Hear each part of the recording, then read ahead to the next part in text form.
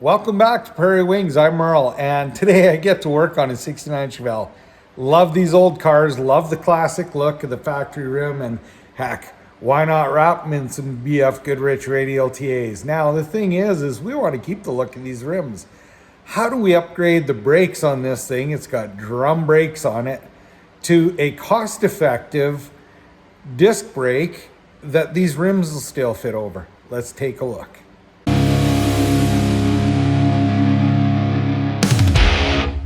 I am really excited to be able to swap disc brakes onto this car, be able to keep those wheels. So we're using this Performance World kit, and the thing with some of the Performance World stuff is they don't have instructions, but guess what?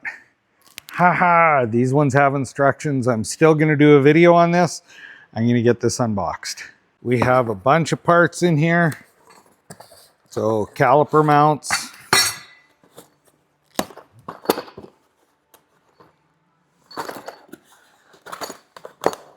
Bearings, bolts.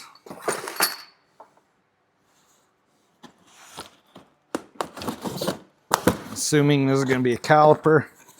Yes, it is. A caliper, brake pads. Front brake hoses down there. Beautiful, beautiful. This will be another caliper. Pretty straightforward. The rotors will be underneath. We'll take a look at those later. This is going to be the tin shields. I can almost guarantee it. Yeah, I can hear it. We'll look at those later too. Curious to see what's in this box. That's what I was hoping for. Our new spindles. So I do believe, I'm not positive, but I do believe they also have drop spindles. These are stock height. All right, I'm gonna go and get some of this stuff installed on the car. Surprise, surprise. I have another video on how to get these control arms on and in, and that is really gonna help you a whole bunch. I don't know if these disc brake setup will sit on the original tin control arms, but me personally, seeing that we're running radials and we can correct steering angles for these radials instead of the original arms that were designed for bias plies, this is the route I would go. I'm going to get some stuff assembled here and we'll work our way together through that. The new spindles are the same side to side. I can't find any difference with it, but for me to actually make this fit on one side, I need to add the steering arm. Well, to do that, I am going to have to pull this old junk apart. That is the next step. Okay, disassembling this. Now, I want to say I've done a ton of brake work, conversions, all this kind of stuff, but I just want to say you still want to make sure that you go over the instructions when you're doing anything. Just make sure, just take a look. Now it looks like somebody had recently done these brakes, which is fine, whatever. We are not worried about that. It is getting garbage because this technology, I mean, it's fine if someone's trying to restore something, but this technology is kind of seriously old and we do not care about it. So some of the stuff that we pull apart here, I'm just going really into that little groove in there, hammering it apart.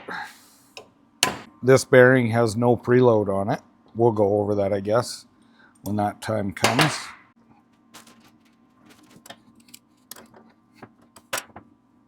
Should be wearing gloves, eh? I don't know. I never, ever, back in the day, wore gloves.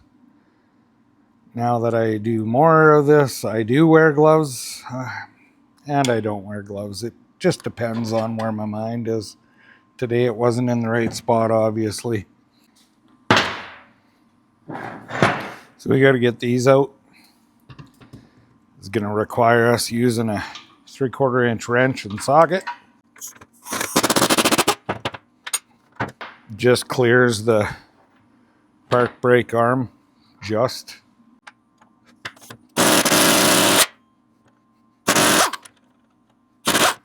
So the reason it seems crazy to get these off, if you're using a wrench, it's going to be a bit of work because these are stover nuts, so they're a lock nut.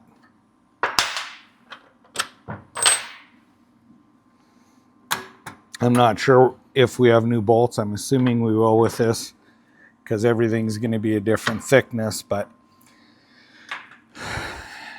we'll probably end up with nylocks. I'm not sure. Just going to throw this in just for reference to sit here. This kit's pretty beautiful. It comes with the bearings, also with new bolts, and this is nylocks instead of stovers. You'll notice there's 2 different length bolts in this kit. We have new caps, we have new nuts, new cotter pin. We have everything here to put this back together, seals everything perfectly. Now this is the caliper brackets. I'm sure this kit, well actually I remember reading it in the instructions, fits a bunch of different things, but we have this left and right. Now anytime we're talking left and right with a car, it's always with you sitting in the driver's seat. So this is left, which is driver's side, and right, which is going to be the passenger side.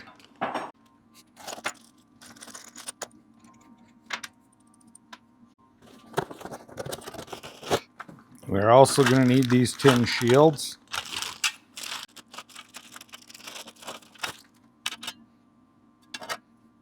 So I do not see this marked right or left. So this is the rear of the car. I believe the caliper goes on the back on that. So this would go on this side. But we have other stuff to assemble before that because, yeah, we'll pull this bolt out and see how this fits together. I'm sure the instructions tell you exactly how that works. So this is 15/16 socket. Now, this could easily be, possibly even should be done with the, the way this fits. But it should probably be done with the spindle on the car. I just find it easier to work here. Now, this, if you put it on without this behind it, there's a big space in here. So this is how this is going to be going together. Now, if we were doing like full resto kind of work on this thing, which we are not, it's getting the rattle can resto work. Not everything has to be exactly perfect on this car.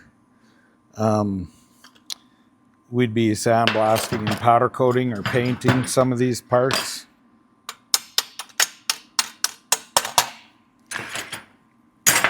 That is not the case in this car, so.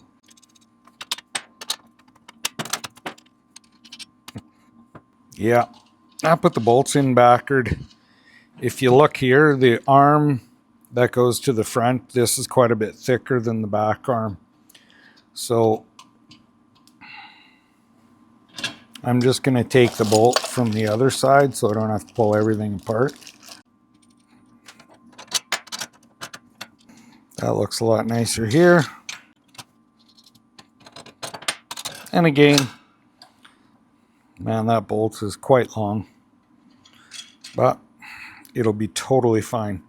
So again, this is probably easier to do on the car. So I guess I'm going to get set up and get this on the car, and maybe on the other side I'll do it the other way so it's easier to see those ball joints get done up.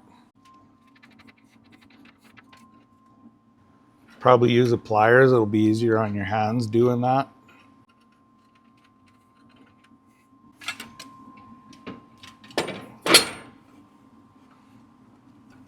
Yeah, it definitely would be easier without this plate on. Kind of hitting the jack there. Lesson learned. The more you know. So remember, we're under a lot of spring tension. If you're doing this, you're probably going to want to watch the other video where I changed the control arms to see how this works. So I got that nut on there started. Get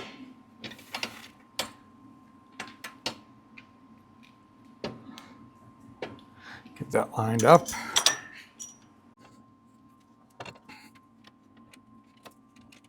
So now we're just going to grab a wrench and we're going to get these torqued up. I'm going to pull this off so I'm not risking, or pull it back further so I'm not risking bending my backing plate here,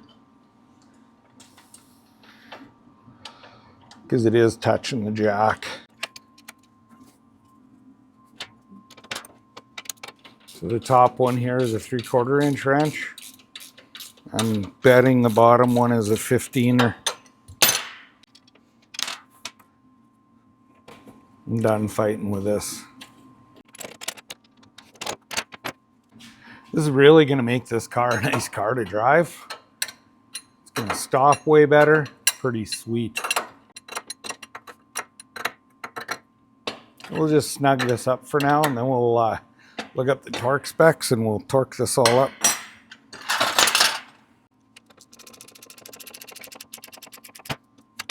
Okay, one thing to always remember when you're doing a ball joint, this is called a castle nut. So what you do is you torque it to the spec, and then to get the cotter pin lined up, you turn it. So it's the spec plus the amount of turn. So the upper ball joint, which is in this, the specs I found online are 50 foot-pounds, so not a big torque at all. So that bottom nut again, that's a 15/16.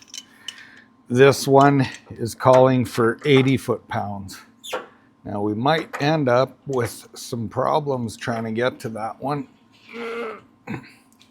From the sway bar, I think we'll have clearance here, yeah. So this one's a little bigger. We'll just let that steering arm rotate. And this is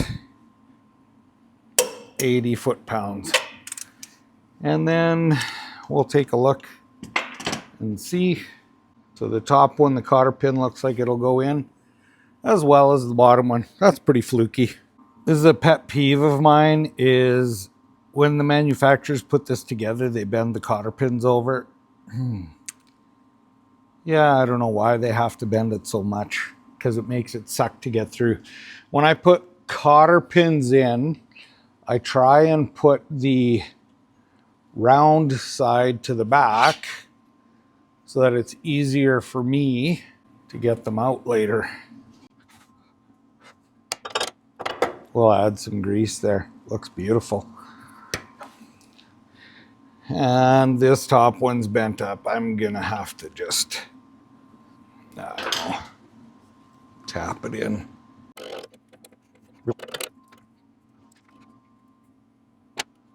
Struggle's real, isn't it? Sucks that you gotta pull it in because of stupid bending. Whatever. Rotate it around nicely. For disc brakes, this top bolt is indicating, all that I can find online, because I don't actually have that manual, is 120 foot-pounds. Now, if we take a look at this right here, these are lock tabs. So I'll be bending over a lock tab, at least one of them. Then these bottom ones, they get torqued according to what I can find online to 80 foot-pounds. Okay, it's time to get this rotor on. So I cleaned up the inside of the rotor, and I cleaned up the bearings, made sure that they looked really good. Even though they're brand new, I still want to check them. You can see that I have grease in half of this bearing, and I'm going to throw out a little video of a trick of not using a bearing packer. But I have a bearing packer here. I'm going to load these into that bearing packer, and we'll pump them full of grease Lots of different styles of bearing packers. The key is that you get grease coming through the bearings, and I usually just stack them like this. So as you can see, we got good grease coming through the top and the bottom one. So that's what we want to see. Now when it comes to the races in here, a lot of people just jam pack the inside of the hub full of grease, like overdone. You really don't need that much grease in here. I'll show you what I do. So I get the race completely built up full of grease, and then this bearing, I just smear a good coating on the outside, drop her in there. Get your fingies all good and gooed up. Again, should probably be wearing gloves, hey?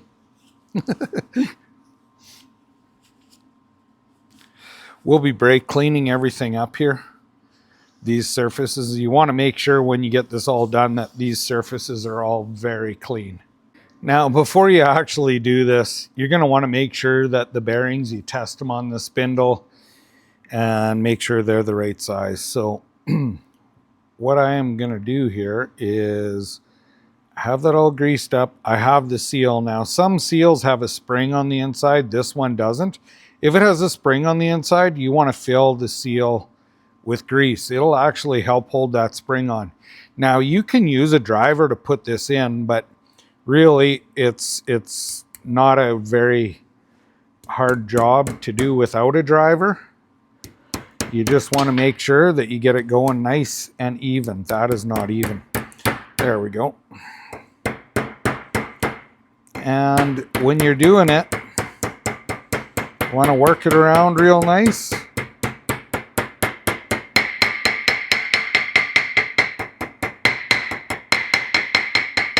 Completely flat and flush. That's what we're looking for. Then you take some more grease, and I like to take that grease out of the middle of that and shove it inside that seal. Again, this is a thing where you don't need to over grease everything, but you want to make sure you got some grease in there. If this heats up, that grease is going to go into that bearing. Now, there's no way I want to leave this like this.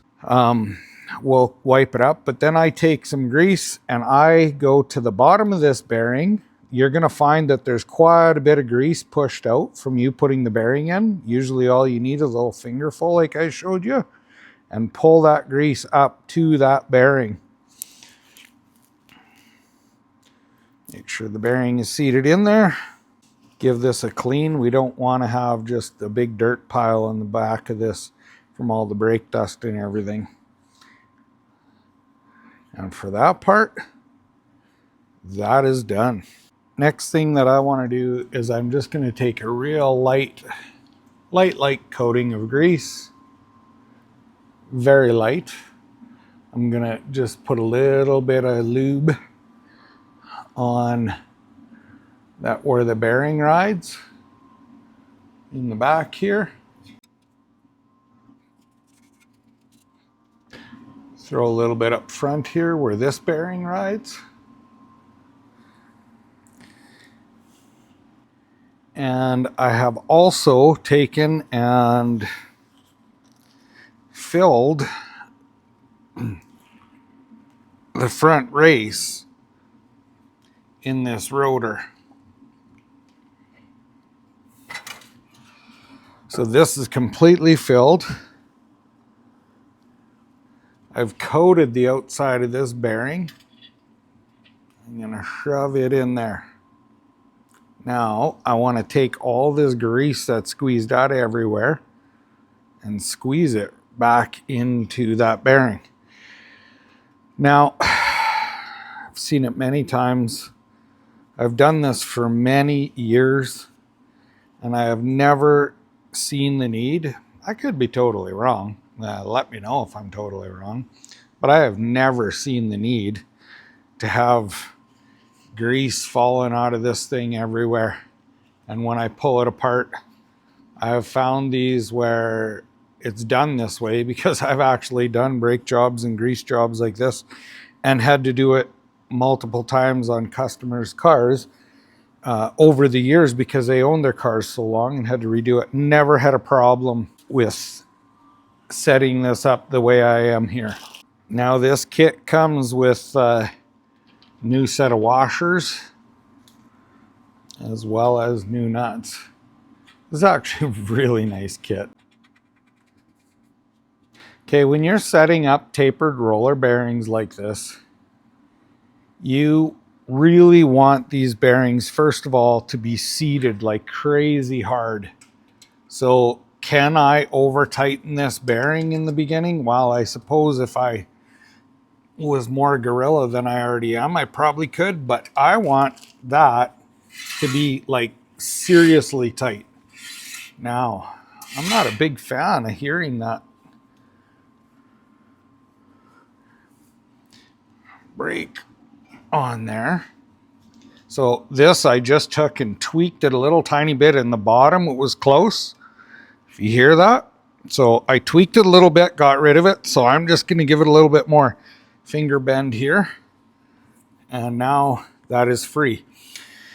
So I tighten it up. Now, what if the bearings, I didn't put the bearings in here and I didn't test. But what if those bearings weren't seated all the way? Well, if I actually take and tighten this and keep rotating it, it is amazing the amount of torque you can place on something with threads. So this is how I do it every time. I tighten that nut and work it in, especially with new bearings. Now, our end game on this is we want 0 lash to plus lash. I'm not sure what the actual spec is. And we could put a dial indicator on here. Not going to be doing that. But what I am going to do is usually when you take and you have it that tight, you back the nut off and you want to just back it right off. Then take and run it up relatively finger tight. Now this has multiple grease or multiple cotter pin holes. And if I go tighter here, I'm going to be on the too tight side. So I actually have to be a little looser than what I would prefer on this. And when the wheel is on the car, I'm going to be double checking it for play. But right now, that's where I'm going to set this. And I'm confident through experience that that's what we're going to need. So basically finger tight. I can't get that finger tight. I can't get it tight enough to get to the next one. I actually have to put some torque on it to do that. So I have to back it off. And I'm confident that that wheel bearing is going to be good. And if it isn't, I'll pull the cap off and we'll put a new cotter pin in. I will be double checking it with the wheels.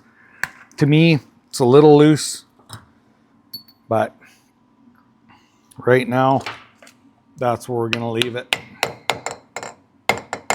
Pretty confident that's going to be good.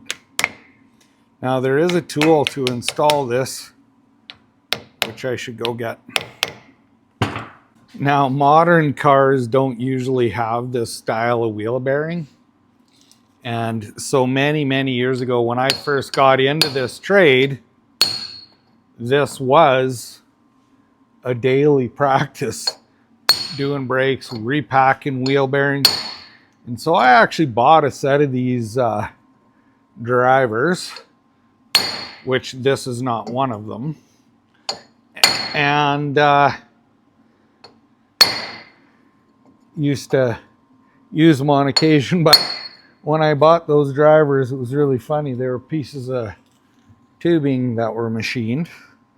And I paid a lot of money for them because they had a brand name on them.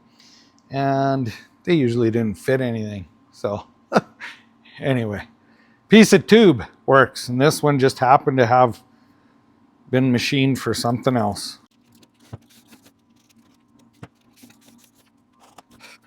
Brake clean is some really, really nasty stuff.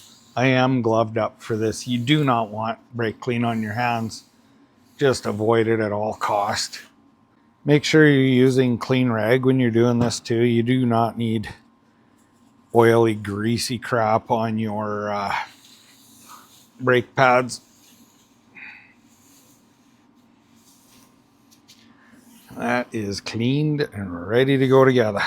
The boxes for the calipers are marked right and left. So I'm getting the right side caliper out here. So the pins are in it. These brake pads, you have to fit them. I thought these might have been fit, but if you see here, there is a bunch of play. Just an example, I did this on the bench, not on the hoist. You set this down, you tap on these ears. Now, I did it, you want to take your time doing it so it goes on nice and even, but you want this tight. Now, this has an anti-rattle clip in it, which holds this side tight.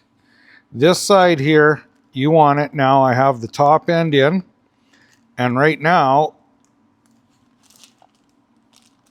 I have to pull that in. So there is no way that can move anywhere. Okay. And then we want to make sure that we're installing this on the right side. That will put this bleeder up. I didn't see it in this kit, but normally what you want to do is you want to have brake slide pin lube. So there's just a light layer on here, and you want to make sure that the bushings in here have it on, as well as where this slides into here has it like on that shaft. Now, this is another case of you don't want to put a gallon of it on. You just want a little bit of lube in there. These caliper pin bolts, the torque spec is 35 foot-pounds. If you look at the brake hoses, they have two flats and it's kind of an oval, and it fits directly in with the flat toward the frame and also directly out away from the frame. They just fit right in those factory mounts. The kit does supply different mounts for the frame. I personally don't really want to use those ones because they're a tiny bit shorter, and these ones are going to be more stock-like. That end of the hose is in, and all we need to do is thread the brake line into it, and we'll tighten that up with a flare nut wrench. So this is our 7/16 flare nut wrench.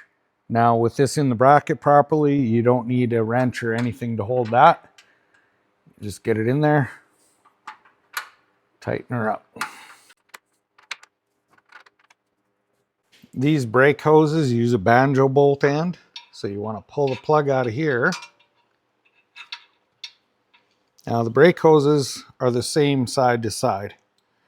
So this, I want to have routed into here. So you make sure you got one of the washers on the Banjo bolt, the other one onto here. Get it started in the caliper. So you'll need a 12 mil socket, and this caliper bolt is actually torqued to